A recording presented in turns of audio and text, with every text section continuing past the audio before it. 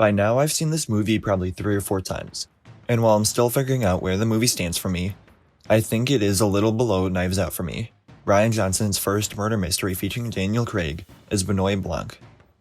I really do wish that I'd rewatched Knives Out beforehand, but as of right now, I think Glass Onion just doesn't live up to it as much. There's a lot of stuff I liked, but also a few things that didn't make the viewing experience as enjoyable as it could have been. Starting with the characters, even though some of them grew on me as the film progressed, specifically Dave Bautista as Duke and Janelle Monáe as Andy, I never felt the same history between characters. In Knives Out, I could feel the family history and tensions between members fairly early on, but here, it took me much longer to buy that these people were all good friends, and I think part of that has to do with how different and unique each person is. You've got a wealthy tech genius, a politician, a scientist, a model and her assistant, a social media figure and his girlfriend, and then an ex-partner who was ostracized from the group. It wasn't until about midway through the movie that I began to believe any sort of history between these friends, and especially with the information that they do a similar excursion every year, I didn't feel like these people knew each other all that well. Their relationships are definitely complicated, but there are very little warmth other than all the individuals, friends to Miles Bron, the person they all rely on for their reputation and career. The mystery aspect of the movie was enjoyable, but it didn't nearly measure up to Knives Out in my opinion. I was very surprised when they had the big reveal only halfway through, and then spent the next hour going back in time and working their way back to the present. Even though having the new context to the watch of the film was enjoyable to watch, I was disappointed that such a big twist happened so early on in the film.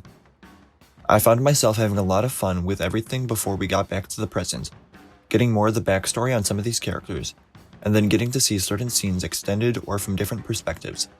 But once it catches up to the murder, the rest of the movie felt like one extremely drawn-out conclusion, and I no longer cared all that much about who the killer was, which isn't entirely a bad thing.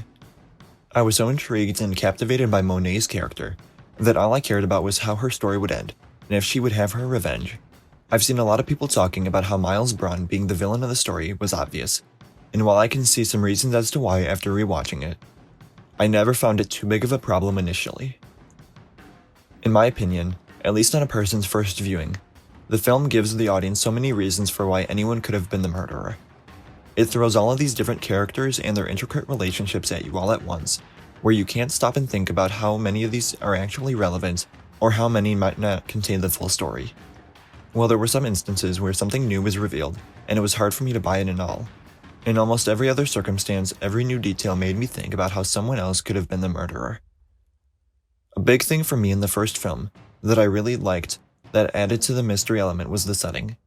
Initially, I wasn't a fan of the expensive private island because of how bright and open everything was.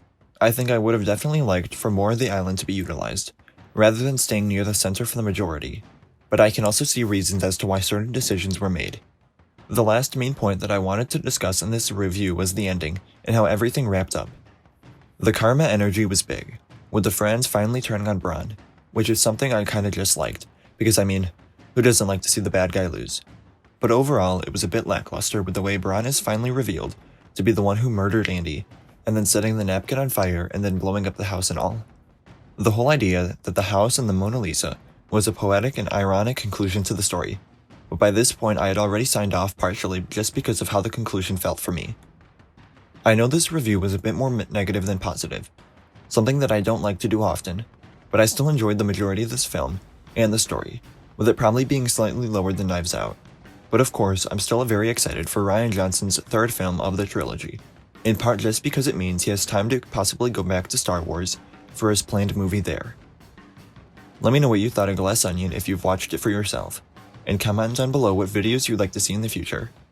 Is there a movie or series you want me to review? Let me know. Remember to like the video, and subscribe for more movie content, and follow me on my various platforms all listed in the description. Thank you all for watching, and I'll see you again tomorrow.